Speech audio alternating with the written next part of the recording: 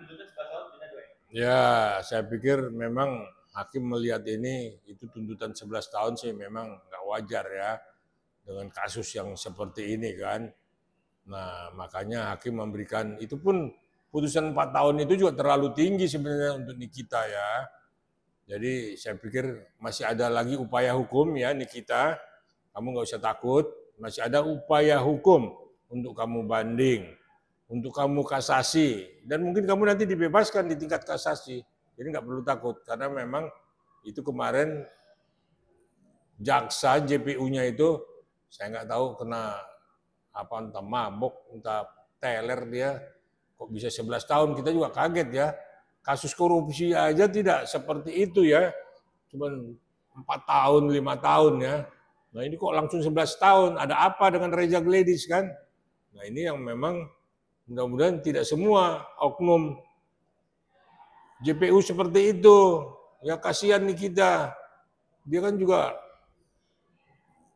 punya ya, artinya cukup populer lah. Dia kan selebriti. Ketimbang dengan pedagang si Reza Gledis yang memang ya saya nggak tahu lah itu kenapa bisa ada deal 4M itu kan berarti kan ada sesuatu yang memang disepakati oleh Nikita dengan Reza Gledis. Laporan pemerasan ya dan terbukti memang. Cuma seperti apa itu yang memang sebenarnya mesti diungkap lagi. Nah, maka kalau ada gugatan wan prestasi dari Nikita kepada Reza Gledis ya lakukan supaya itu juga nanti bahan masukan ketika nanti Nikita banding ataupun kasasi. Tapi banyak yang menilai putusan majelis hakim ada apa itu dari 11 jadi 4 kayaknya benar-benar ringan banget kan, harusnya kan ya seperti kan ya nanti dulu. Jadi hakim melihat itu kan satu mungkin Nikita ini siapa, kedua kasusnya juga bagaimana. Kalau 11 tahun itu bagaimana ceritanya, kan aneh. Kayak JPU nggak bisa nuntut 4 atau 5 tahun. Dan majelis hakim juga kan bingung. Kok 11 tahun, kaget juga dia kan. Nggak ada lagi yang lebih sepertinya udah masalah pribadi ini. Ya. Nah itulah yang saya melihat, saya dukung Nikita, kamu nggak usah takut. Ya. Mudah-mudahan kamu nanti dibanding dan dikasasi, kamu bisa diringankan oleh hakim tinggi atau hakim agung di Mahkamah Agung. Bang, apa yang membuat abang mendukung ibaratnya untuk kasasi banding? Karena bagi sebagian praktisi hukum gitu, saya wawancara juga bilang kalau bikin banding bisa bahaya karena pasti kan bisa jadi JPU banding juga. Ini sebenarnya kalau JPU banding, Niki banding, gimana bang? JPU sendiri kan banding dengan putusan di bawah 2/3, JPU itu wajib banding. Tapi kan dibilang mau pikir-pikir.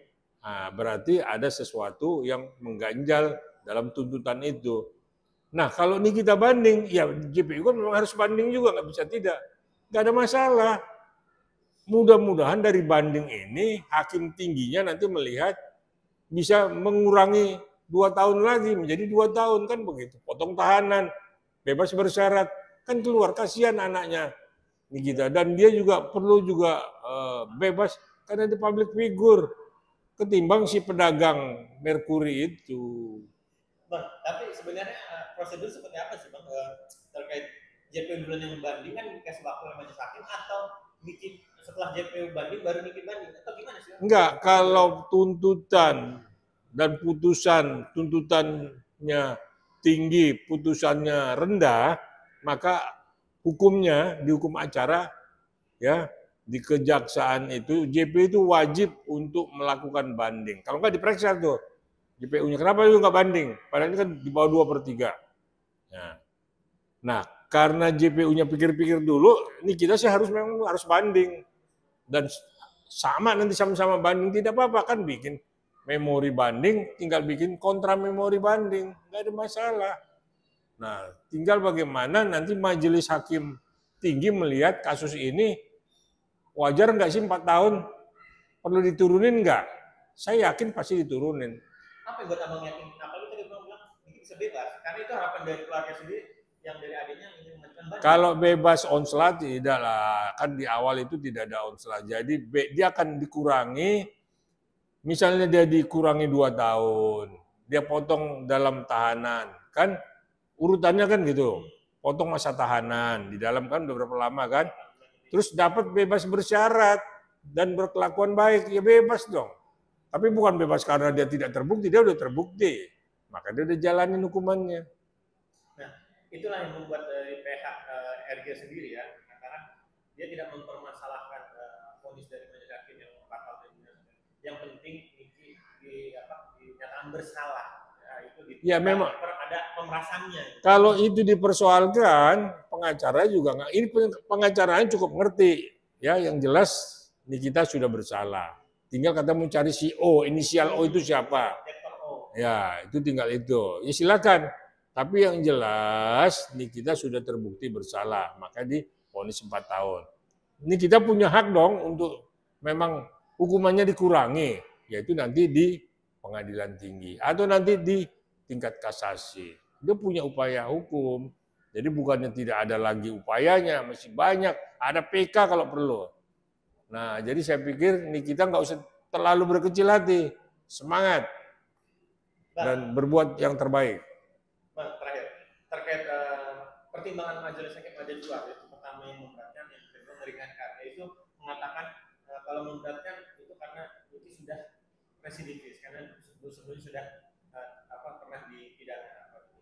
Dan yang meringankan karena mempunyai orang anak Abang setuju dengan putusan majelis? Ya, saya pikir putusannya itu ya Pak Majelis Hakim itu juga terlalu tinggi ya, harusnya di bawah 4 tahun lah. Ini kan tapi udah terlanjur, mungkin itu juga ada sendingan juga ya, artinya antara debat sesama majelis ya akhirnya disepakati 4 tahun. Ya udah, saya cuma menyampaikan jalanin aja yang baik. Kalaupun persidangannya ada yang memberatkan dan ada yang meringankan, itu udah kata-kata biasa lah. Itu pelipur lara PHP, ya. Lo karena pernah residivis, tapi lo punya beban, tanggung jawab anak segala macam, dan berkelakuan baik. Sekalipun kemarin dia mau menyalami majelis nggak mau. Itu bukan berarti dia nggak suka, cuman memang tidak layak, ya, karena hakim yang memutus Nikita sebagai terdakwanya. Sekarang sudah jadi terpidana. Jadi pesan saya, Nikita jaga kesehatan, tetap berbuat yang terbaik dan banyak berdoa. Terima kasih.